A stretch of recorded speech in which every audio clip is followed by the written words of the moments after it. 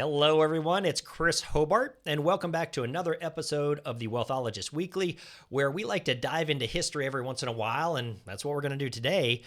Specifically, we're going to find out why it often feels like when it comes to the government and their policies, what's old is new again. So, we're going to be talking today a little bit about inflation, price controls, and why some things just never seem to change. So, let's rewind the clock a little bit. Back to the 1960s and 70s. Put on your bell bottoms if you want.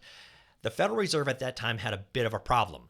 It was printing too much money compared to the actual growth of the economy. I know what you're thinking. Sounds familiar, right? Well, what was the result back then? High inflation. Again, sounds familiar because it happens time and time again when we print too much money. Now let's bring in President Nixon. After a tough recession in 1960, which ultimately cost him the presidency at that time, he wanted to avoid having something similar happen when he was up for re-election in 1972. So, in 1971, he made a bold move. He closed what was called the gold window at the Fed, which allowed the Fed to print money a lot more freely. But here's where it gets a little bit tricky. He also imposed wage and price controls to try and hide the inflation that was bound to happen. Now, these controls, they were like a temporary Band-Aid. After the election, Band-Aid came off and inflation surged to over 9% per year from 73 through 75. So no wonder why Nixon's popularity really took a hit after that. Now, price controls, I got to tell you, it's not just President Nixon or his era.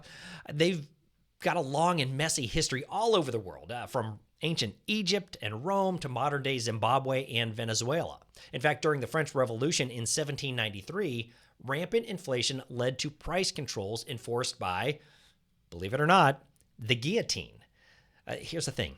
Even chopping off heads didn't solve the problem. Instead, it actually led to shortages and more economic pain. And probably a little bit of physical pain as well, I would guess. So why does the government keep trying this? Well, the answer is simple. When it comes to inflation, it is political kryptonite. No politician wants to deal with it. So before COVID, the U.S. managed to keep inflation under control for about 40 years, which that's a lifetime for a lot of folks. But in the past few years, inflation has been stubbornly high. Even though it's slowed down a bit, the price increases from recent years, they're still with us. And that's a big problem for politicians. Now, sometimes we hear politicians try and blame other folks for rising prices. For example, we sometimes hear about price gougers in the private sector. The thing is, if we really look at this, if price gouging is the reason for inflation, then we got to ask, why weren't these folks doing this over the past 40 years when inflation was under control?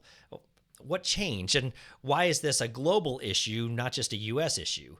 Inflation spiked around the world, not just here in the U.S. So we've got to ask the question, is it price gouging? Did everyone just all of a sudden decide to do it at the same time? Or might it be more related to what we've talked about in the past, which is oversupply of money? Again, it's what happened in the 60s and 70s. So the other thing we've got to look at is the cost of government has also gone through the roof. So it's interesting, if we're going to talk about price gouging, we've got to talk about that it's not just the private sector, but also the government sector is doing that as well. I want to give you an example. Chicago. Since 2012, school spending per student in Chicago is up 97%, but test scores have dropped. And that's not just in Chicago. There was a recent study using AI that found the average SAT math scores, they're down more than 100 points since 2008, with most of that drop happening just before COVID hit.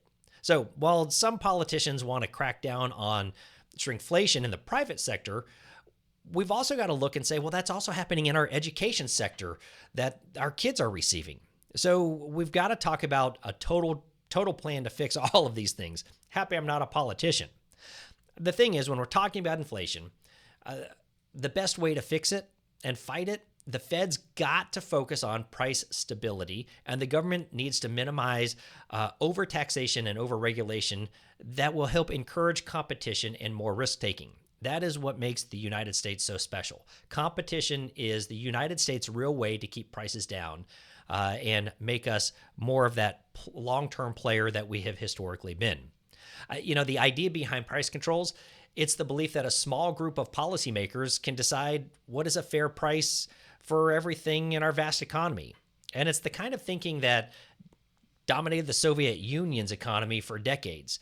And we all know how that turned out. I do think there's good news in all of this. We think the chances of price controls actually being implemented are pretty slim. Even when we hear about it on the news right now, we're starting to hear more and more backpedaling and people realizing, hey, not the best idea, but I still want to talk about it because it's in the news.